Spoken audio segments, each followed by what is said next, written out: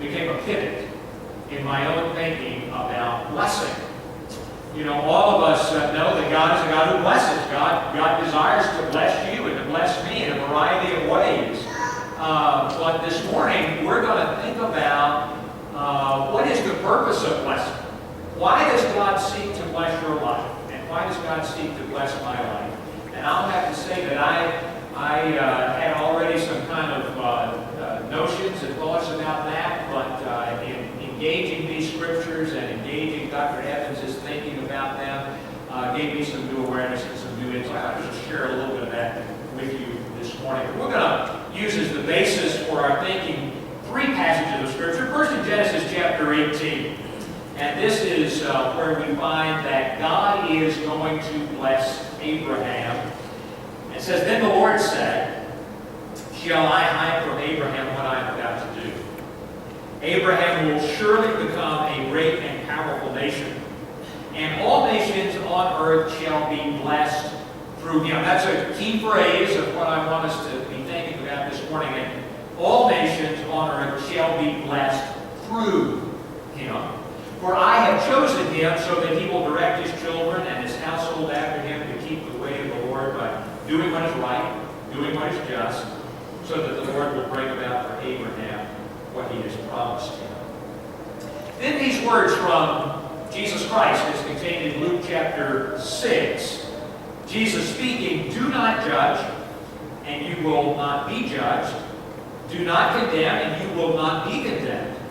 Forgive, you will be forgiven. Give, and it will be given to you." And by the way, it is an invitation for you to fill in the blank. Whatever it is you're seeking from God, that's the it.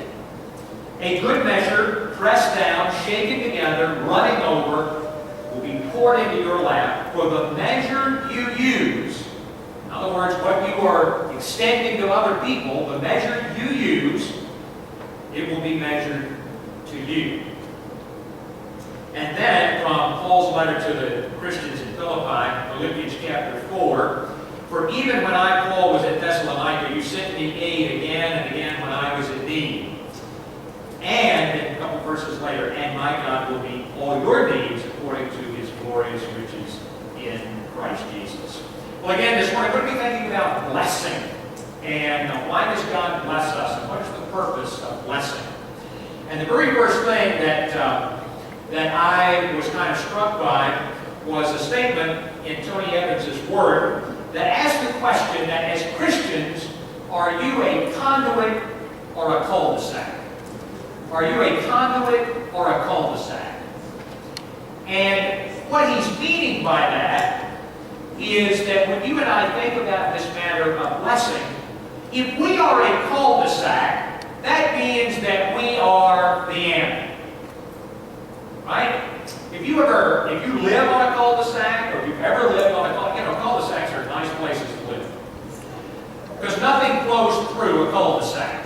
Right? They're quiet streets. The only time anybody goes down a cul-de-sac is because either they live there or they are visiting somebody who does. Right? It's not a pass-through street. Traffic isn't flowing through. So cul-de-sacs are really great places to live because everything ends on the cul-de-sac. Tony Evans' point is that for many Christians, that's the way they think about God's blessings. That when God blesses them, they think it ends with them. That they are the cul-de-sac. They are the end point. They are the lone recipient of God's blessing in their life. They're a cul-de-sac. And you know, there's a certain false gospel out there that we hear time and again, and we've countered it from this platform many times, called the prosperity gospel, where it teaches falsely, unbiblically, that blessings are all about you, that blessings stop with you, and that the more you honor God, the more blessed you are, and the more you get. That's cul-de-sac thinking. Cul-de-sac thinking. And so Tony Evans begins by asking, are you one of those? Am I one of those? Because he says, biblically, we're to be conduits. That when we think about this matter of We are not the end point, but we are a conduit through which God blesses us for the purpose that that blessing then flows through us. That's what he means by being a conduit. And when you and I go back all the way in the kind of beginning of when God's blessings and the purpose and the principles behind God's blessing is recorded, back in the early chapters of Genesis, we find that that is the purpose of what God seeks to do in blessing. And we go back to the person of Abraham, and God says, when he's talking about Abraham, he says, I'm going to bless Abraham. Why? So that it'll end with Abraham? No. So that through Abraham, I will then be able to bless all the nations of the world. Now, because you and I have 20/20 hindsight, we know the larger story of Abraham. It was through Abraham's family, through his children and his children's children and multiple generations thereafter, that the nation of Israel came into being. And it was through the nation of Israel that God sought to bless the world. And so Dr. Evans says that when you and I think about this matter of God's blessings, we see from the very beginning the purpose, the principle behind God's blessing is that it will flow through you, not end with you. And for me, that was a bit of a pivot. Because so many times, and I'll say this confessionally, you know, when I seek God's blessing, I'm seeking it for Nelson Harris. Not thinking that I'm a conduit, I'm not a cul-de-sac. I'm not a cul-de-sac.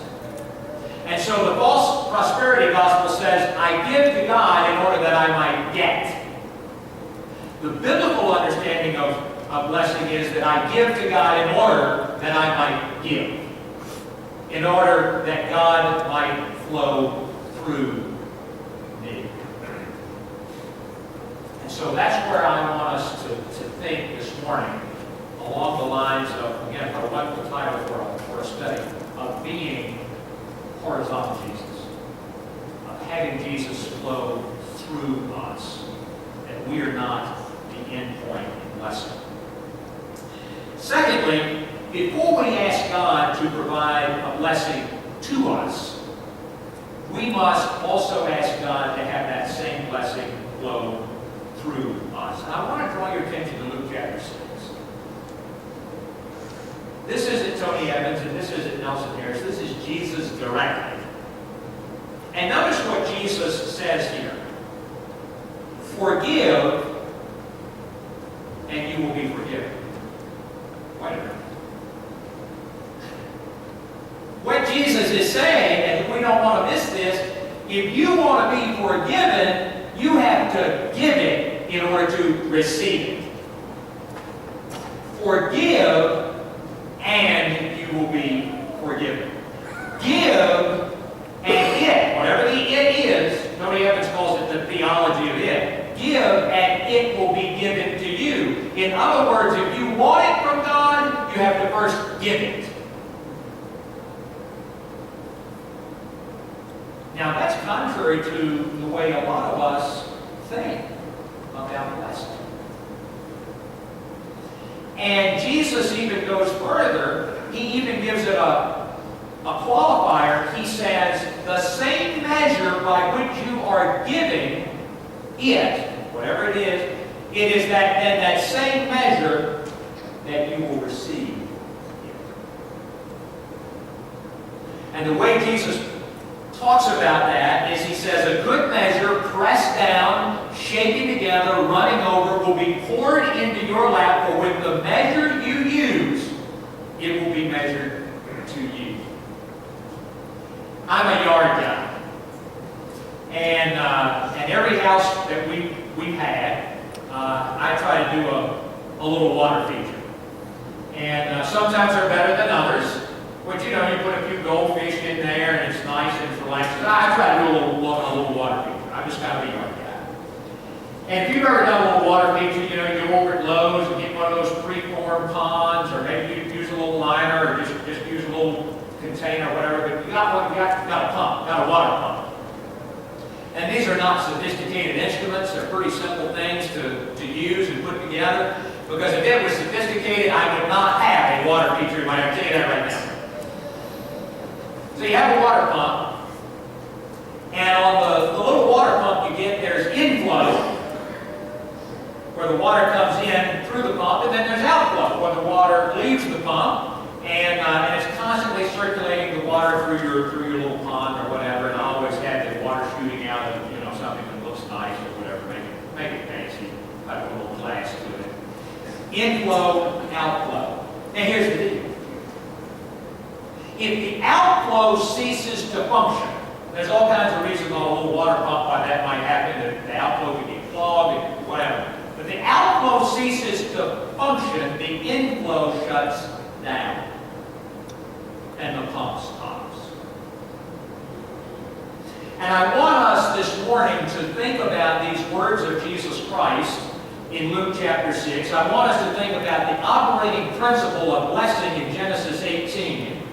And I want us to think and to understand that when you and I cease to have an outflow, the inflow stops. When you and I cease to be a conduit and allowing God's blessings to flow through us, the blessings stop. That's pretty powerful stuff. And Jesus says, if you're just barely eking out a little trickle of outflow, that is the trickle that will come to you. If you're gushing and overflowing in outflow, blessing overflowing comes to you. Because you see, the only reason God wants to give us blessing is so that it will flow through us, not just to us. And the way that Jesus talks about that abundance is he says, if you've got a container and you're trying to get as much in that container as you could possibly get, you press whatever it is you're putting in there, you press it down, then you shake it up a little bit, that creates a little bit more room, and then it runs over. Now this week down in Gatlinburg, Billy and I were walking back from a concert. They have a concert every night, worship time and whatnot. And if you've ever been to Gatlinburg, there's nowhere to eat in Gatlinburg. There is not a pancake restaurant to be found in Gatlinburg. Just nowhere to eat. They need some restaurants in Gatlinburg. And so anyway, we walked by about one of, 8 ice cream parlors between the conference center and where we were staying. There's a Ben and Jerry's and a Baskin Robbins, all that good stuff.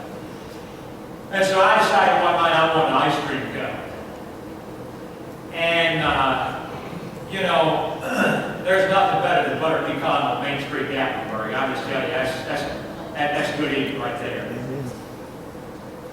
And so anyway, if you go into an ice cream store and you get an ice cream cone, you want the person behind that counter, when they take that sugar cone and put that ice cream, that first scoop of ice cream on, what do you want that person to do? To press that thing down in that. You don't want air in that cone.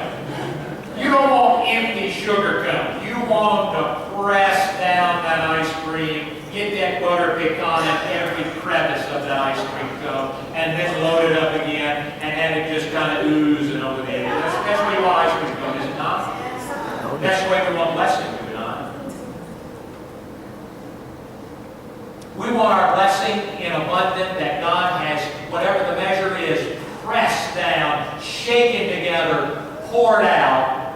But remember, it is only if that is the measure of the outflow, then that will be the inflow. Again, this isn't Tony Evans making it up. It's not Nelson Harris putting his spin on it. This is direct from Jesus Christ in Luke chapter 6. Inflow.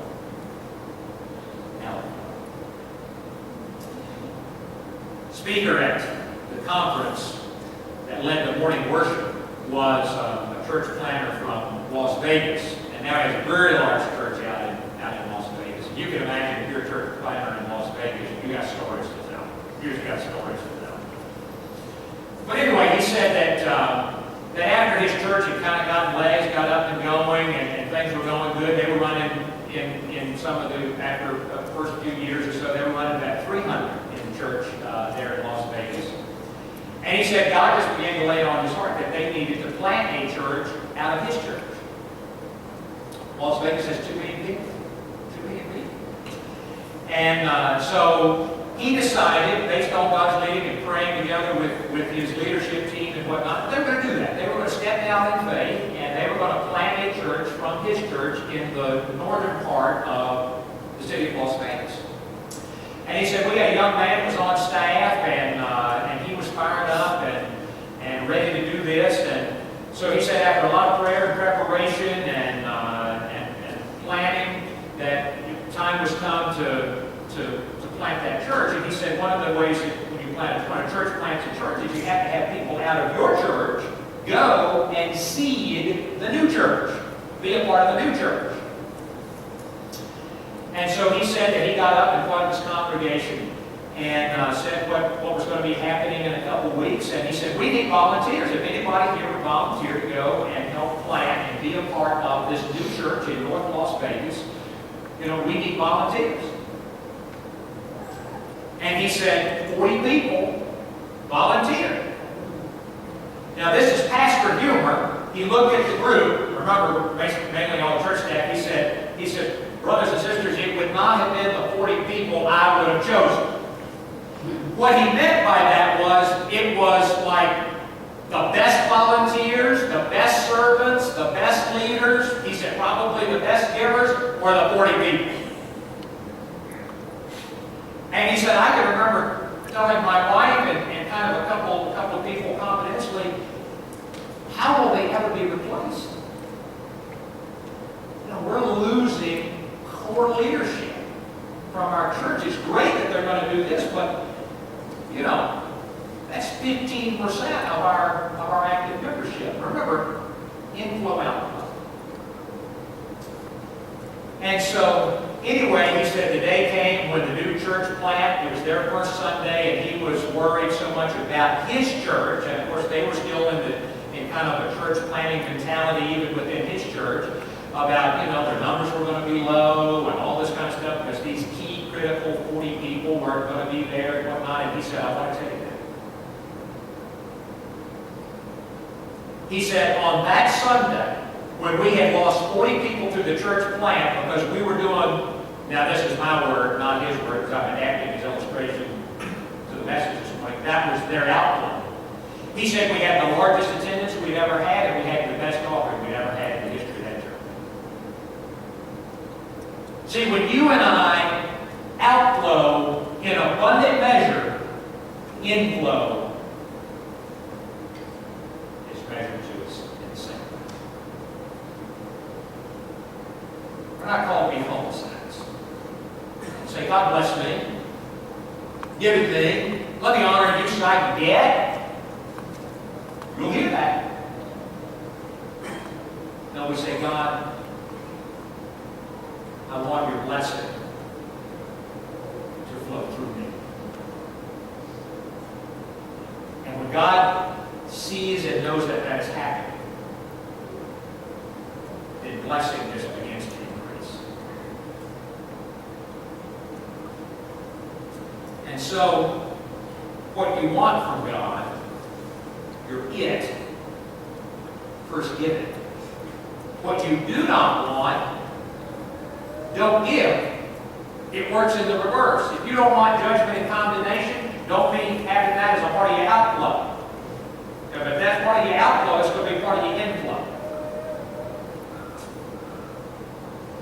But what is received vertically must be shared horizontally. That's the principle, the biblical principle of blessing. Amen.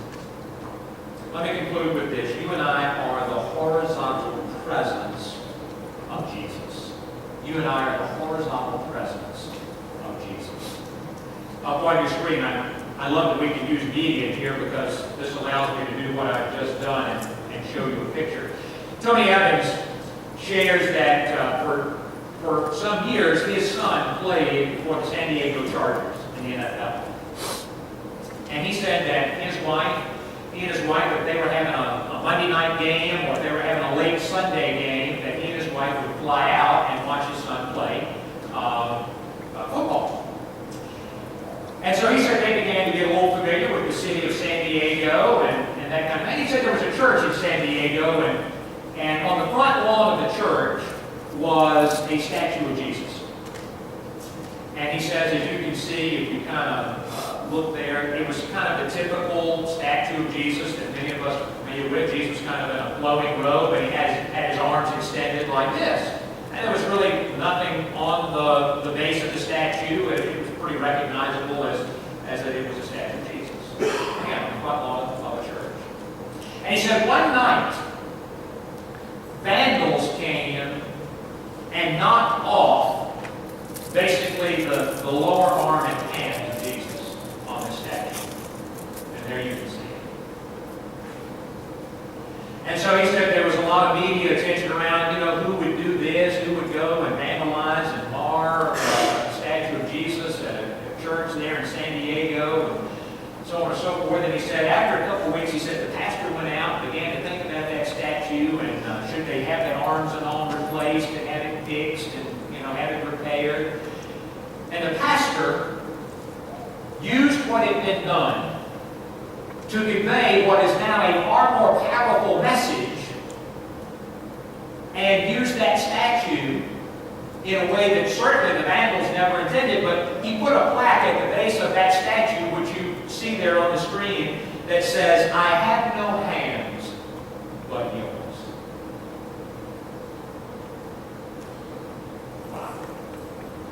Let's just leave the statue as it is, without arms and hands, and let it communicate a message that we are the arms and hands of Jesus. He has no hands. Amen. But his feet. You and I are the horizontal presence of Christ to those around us. We are conduits, not cul-de-sacs. The reason God wants to bless us is not to give to us, but to give through us. Let's pray. Our Heavenly Father, may we know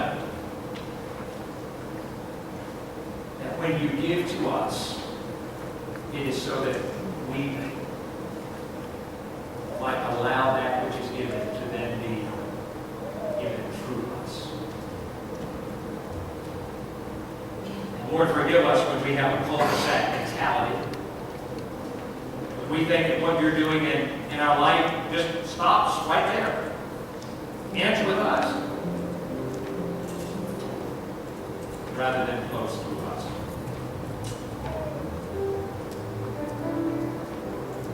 And just as Abraham was a blessing, as he just allowed what you poured into his life to flow through him, so may we too be a channel of blessing, a horizontal presence